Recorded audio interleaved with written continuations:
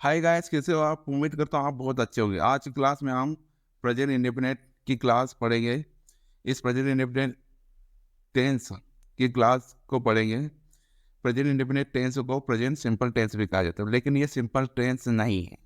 ये सबसे कठिन टेंस है। बाकी इस टेंस को मैं बहुत सरल से बहुत बेसिक से आपको सिखाऊंगा। बहुत सारे लोग बोलते हैं कि रटना नहीं पड़ता है, बल्कि प्रेजेंट इंडेफिनिट टेंस या फिर किसी भी सब्जेक्ट का जो बेसिक होता है उसको रटा ही जाता है। उसको रट कर ही आगे बढ़ते हैं। अगर वो चीज़ नहीं रटोगे तो तुमको आगे कुछ नहीं आएगा।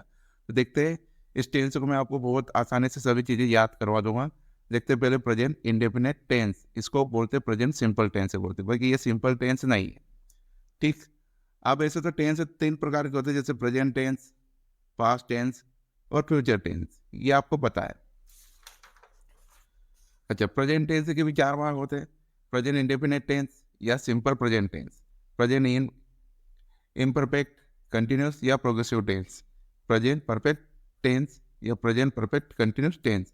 पर हम आज पढ़ेंगे प्रेजेंट इंडेफिनिट टेंस, जो प्रेजेंट सिंपल टेंस भी कहा जाता है, लेकिन ये सिंपल नहीं है। देखते हैं इसको बेसिक से। ये बेसिक से मतलब जीरो से इसको एडवांस तक समझे। तो आज हम सिर्फ बेसिक ही स्टडी करेंगे इसकी। प्रेजेंट इंडेफिनिट टेंस या सिंपल प्रेजेंट टेंस वर्तमान में कार्य होने का बोध होता है इसमें, या कार्य में अनिश्चितता का बोध हो, या हिंदी व्याकरण में ता, या हिंदी वाक्य के अंत में ता है, ते है, ता हो, तो हो, ती है आदि शब्द आते हैं। ठीक। या तो इसमें प्रेजेंट में कार्य होने का बोध हो, या फिर कार्य में अनिश्चितता का बोध हो, या हिंदी के वाक्य में ता है, ते है, ता हो, तो हो, ती है आदि शब्द आते हैं। अब इसका जो स्ट्रक्चर होता है इंग्लिश सेंटेंस का, उसमें पहले सब्जेक्ट आता है, फिर एम बी फर्स्ट यानी मेन वर्ब का फर्स्ट फॉर्म या मेन वर्ब का 5 फॉर्म। ये हमारे बदलते रहेंगे, ये सब्जेक्ट के अनुसार बदलेंगे। या तो कभी मेन वर्ब का फर्स्ट फॉर्म आएगा या फिर मेन वर्ब का 5th फॉर्म आएगा, और ये ऑब्जेक्ट है। हम पहले अब एक हिंदी का सब्जेक्ट लिखते हैं और एक इंग्लिश का सब्जेक्ट लिखते हैं। जिस पहले हिंदी का सब्जेक्ट है राम किताब पढ़ता है। ये हिंदी का वाक्य है, एक हिंदी का वाक्य। इसको इंग्लिश में बनाते हैं तो ही रीड्स ए बुक, ये इंग्लिश में। तो क्या होता है कि इंग्लिश और हिंदी में जो सब्जेक्ट होता है वो तो एक ही जगह पर होता है, मतलब शुरू से। पर जब हम हिंदी का सेंटेंस बनाते हैं तो इसमें जो वर्ब रहती है यानी हिंदी में क्रिया, वो लास्ट में आती है। और जब हम इंग्लिश का सेंटेंस बनाते हैं तो इसमें जो क्रिया है वो सब्जेक्ट के बाद आती है और वर्ब के बीच में आता है। पर जबकि इसमें इंग्लिश में ऑब्जेक्ट लास्ट में आता है। तो इसी कॉन्सेप्ट पर हम सेंटेंस बनाएंगे कि हिंदी में पहले आएगा पर्सन, फिर आएगा ऑब्जेक्ट, और लास्ट में आएगी वर्ब। वही इंग्लिश में आएगा पहले सब्जेक्ट, फिर उसके बाद वर्ब, और फिर उसके बाद लास्ट में ऑब्जेक्ट। ये यहाँ पर ये वाला स्ट्रक्चर बनाएंगे, जैसे सब्जेक्ट एम बी फर्स्ट या एम बी फाइव या ऑब्जेक्ट। देखते हैं अब इसके सेंटेंस आगे कैसे बनाना चाहिए। आप देखते हैं यहाँ पर ये स्ट्रक्चर और लिखते हैं subject M B first, M B five और ऑब्जेक्ट। जैसे यहाँ पर है मैं किताब पढ़ता हूँ, तो मैं के लिए आई रीड ए बुक। अब यहाँ पर देखो दोस्तों कि जैसे आई वी यू और दे के साथ एम भी फर्स्ट आएंगे, मतलब मेन वर्ब का फर्स्ट फॉर्म आएगा। तो यहाँ पर ये फर्स्ट फॉर्म लिखा रीड। और जैसे ही सी एनी नेम, अब एनी नेम का मतलब कोई भी नेम, जैसे राम, श्याम, शीतल, पूनम, कोई सा भी नेम, उस वो उसके साथ आएगा एम वी 5। देखते हैं आप, मैं किताब पढ़ता हूँ। दूसरा है हम स्कूल जाते हैं, we go to school, we go to school.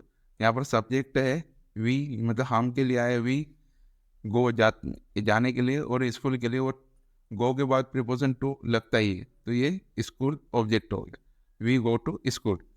वे खाना खाते हैं, वे के लिए लगाएंगे दे, फिर उसके बाद खाते हैं इट, फूड, वे खाना खाते। वे के लिए दे, खाने के लिए ईट, और खाना के लिए फूड, ईट।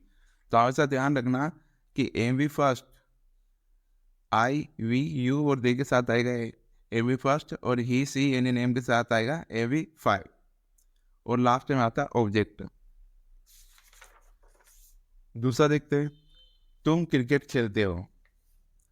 तुम क्रिकेट खेलते हो तो यहाँ पर तुम या आप क्रिकेट खेलते हो कुछ भी हो सकता है, बल्कि तुम या आप हिंदी में, तुम या आप हिंदी में बोलते हो, कि इंग्लिश के लिए इनके लिए एक ही वर्ड है यू। अब यू हो गया सब्जेक्ट, इसके बाद है वर्ब।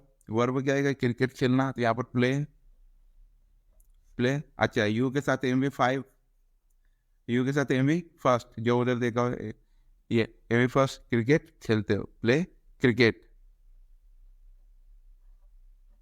क्रिकेट। दूसरा है वह खाना बनाती है। अब यहाँ पर वह खाना बनाती है, मतलब यहाँ पर ये क्या है, फीमेल है, तो यहाँ पर लिखेंगे सी। बनाती के लिए, अच्छा, बनाती के लिए अपन मेक भी यूज कर सकती है, कुक से भी। चलो इसका दोनों, अगर कुक से बनाएंगे तो सी कुक्स, ये हो गया, वह खाना बनाती है, ये हो गया। पर अगर इसको मेक से बनाएंगे तो सी मेक्स फूड, सी मेक्स फूड। अच्छा, यहाँ पर ये मेक का बनाना, ये मेक का हिंदी अर्थ होता है बनाना, और यहाँ पर कुक, कुक्स का हिंदी अर्थ होता है खाना बनाना। तो यहाँ पर सिर्फ कुक्स से ही हो गया काम, सी कुक्स, वो खाना बनाती है। और यहाँ पर अपन ने फूड को भी लेके बनाया, तो सी मेक्स फूड, वह खाना बनाती है। राधा गाना, रा, राधा खाना बनाती। अब राधा खाना बनाती है, तो ये भी सिंगुलर है, राधा। यहाँ पर भी अपन कुक्स से बना सकते हैं, और मैक्स, ये मैक्स से भी बना सकती है, Radha max food, Radha max food, ये हो गया। तो यहाँ पर देखा जाए इन सब्जेक्ट में, तो सब्जेक्ट के अनुसार उसकी वर्ब लगती है, यानी कि एम वी फर्स्ट या एम वी फाइव। तो यहाँ पर गाना गाता है, राम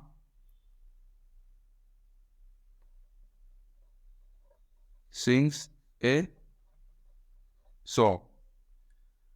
राम, राम क्या है, फर्स्ट सिंगुलर पर्सन है, तो इसके साथ सिंगुलर वर्ब लगी, सिंग्स या एम वी फाइव लगी है, सिंग्स ए सॉन्ग, वह गाना गाता है, ई सिंग्स ए सॉन्ग। यहाँ पर भी ये फर्स्ट सिंगुलर पर्सन है, तो ये इसके साथ लगी है M V five, sings. Ram and Shyam पानी पीते हैं, Ram and Shyam drink water. अच्छा, यहाँ पर अब नाम आया दोनों, तो राम और श्याम, फिर भी इनके आगे एम वी फर्स्ट लगी, क्यों, वैसे क्यों, तो जब राम और श्याम दोनों मिल गए तो ये प्लूरल हो गया, तो प्लूरल के साथ यहाँ पर क्या लगा, एम वी फर्स्ट, मतलब वर्ब का पहला रूप, water, Ram and Shyam drink water. Sita और गीता नाचती है, यहाँ पर भी वैसे होगा, सीता एंड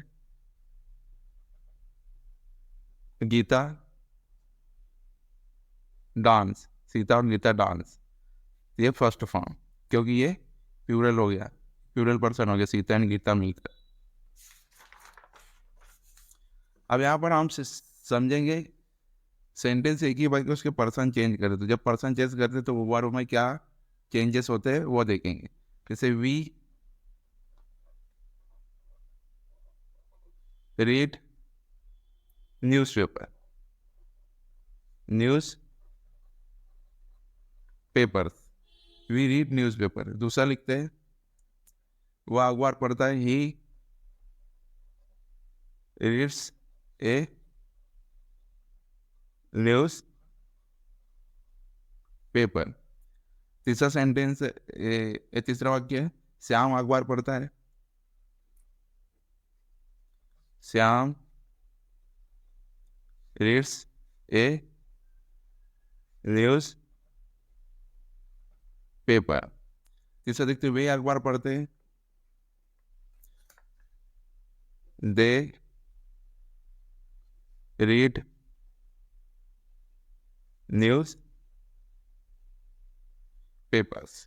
ठीक, तो यहां पर देखा जाए तो जब भी अपना कोई पर्सन कर्ता वाक्य में बदलता है तो वहां पर उसकी वर्ब हमेशा चेंज होती है। तो यहाँ पर जैसे वी, वी क्या है, प्लूरल पर्सन, तो ये प्लूरल वर्ब है, मतलब we first newspapers, we read newspaper, वो अखबार पढ़ता है, तो यहाँ पर आइए एवी फाइव ई रीड्स ए न्यूज़पेपर, श्याम अखबार पढ़ता है, ये भी सिंगुलर पर्सन है, श्याम रीड्स ए न्यूज़पेपर, वे अखबार पढ़ते हैं, दे रीड ए न्यूज़पेपर, ये प्लूरल पर्सन है। Thanks for watching, subscribe.